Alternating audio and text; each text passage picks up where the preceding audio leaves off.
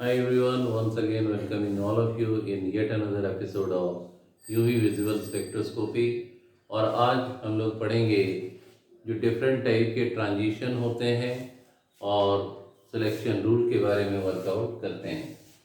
साथ ही साथ ये भी हम लोग देखेंगे कि किस प्रकार के ऑर्गेनिक कंपाउंड जो है वो यूवी विजिबल स्पेक्ट्रोस्कोपी को शो करेगा, यानी एक्टिव होगा, और कौन एक्टिव नहीं होगा यानी इनएक्टिव होगा। तो हमने बताया था कि 4 तरह का इलेक्ट्रॉनिक ट्रांजिशन पॉसिबल होता है।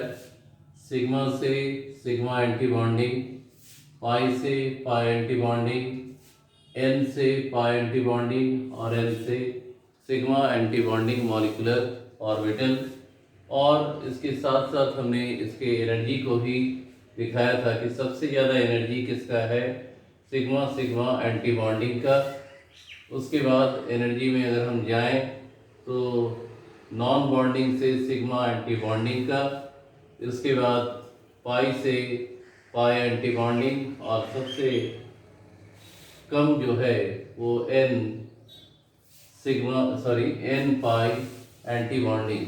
तो ये एनर्जी ऑर्डर हम लोगों ने ऑलरेडी पहले से किया हुआ है। अब हम लोग इसमें बात करते हैं सिलेक्शन रूल। फिजिकल केमिस्ट्री में जो रूल है वो अलग है।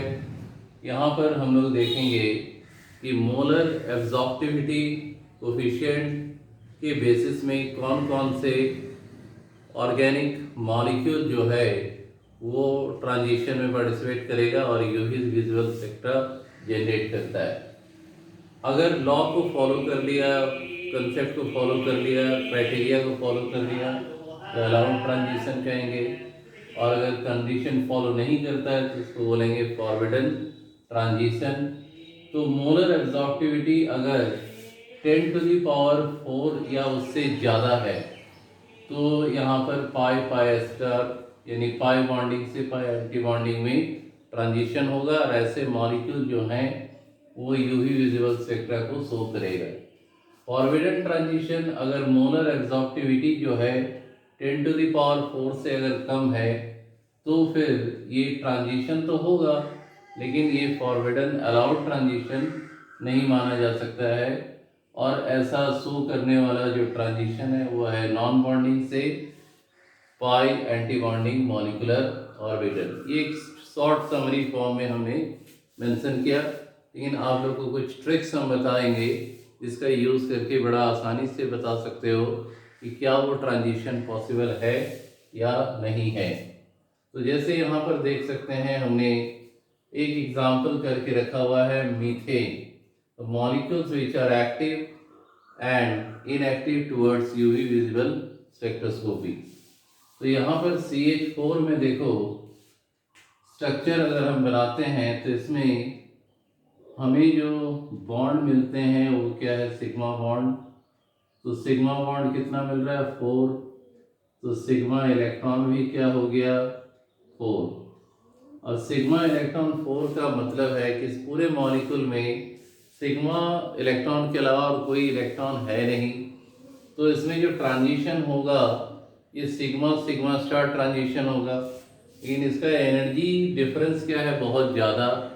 तो यूवी विजिबल रेंज जो है उस रेंज के करस्पॉन्ड में जो भी एनर्जी होगा that energy will not be sufficient for the excitation of electron from sigma bonding to sigma anti bonding molecular orbital।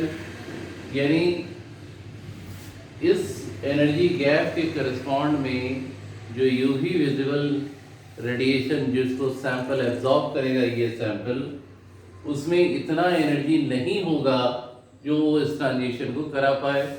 Therefore ये क्या हो जाएगा, यूवी इनएक्टिव।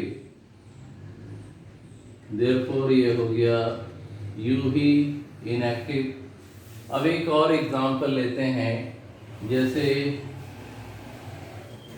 अगर हम एल्कीन को ले लें और हमने लिया है C2H4। तो C2H4 का स्ट्रक्चर इस तरीके से बना सकते हैं। तो यहाँ पर दो तरह का बॉन्ड हमें देखने को मिलता है, सिग्मा बॉन्ड भी है और पाई बॉन्ड भी है। तो यहाँ पर सिग्मा से सिग्मा स्टार ट्रांजिशन पॉसिबल है। क्या क्या ट्रांजिशन पॉसिबल है उसको यहाँ पर मेंशन कर लें। और एक ट्रांजिशन पॉसिबल है पाई से पाई स्टार, यानी इस इथीन मॉलिक्यूल में दो तरह का ट्रांजिशन पॉसिबल है, एक सिग्मा से सिग्मा एंटी बॉन्डिंग और दूसरा है पाई से पाई एंटी बॉन्डिंग। अब यहाँ पर देखो कि ये जो सिग्मा से सिग्मा एंटी बॉन्डिंग ट्रांजिशन है वो तो पॉसिबल है नहीं, क्योंकि डिफरेंस ऑफ एनर्जी बहुत ज़्यादा है। लेकिन पाई से पाई एंटी बॉन्डिंग, अगर यहाँ देख लें पाई से पाई एंटी बॉन्डिंग, ये sufficient amount of energy absorb हो जाता है यूवी विजिबल रेडिएशन में, जितना पाई से पाई एंटी बॉन्डिंग के लिए चाहिए। इसका मतलब ये क्या होगा, यूवी एक्टिव, और यूवी एक्टिव तो होगा लेकिन किस ट्रांजिशन के लिए, पाई से पाई एंटी बॉन्डिंग ट्रांजिशन के लिए।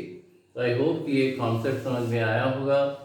अगले एपिसोड में और भी बहुत सारा एग्जाम्पल लेके हम लोग डिस्कस करेंगे कौन यूवी एक्टिव होगा, यानी यूवी विजुअल स्पेक्ट्रा को शो करेगा और कौन शो नहीं करेगा। तो बने रहे अगले एपिसोड में। Till then thank you and good bye.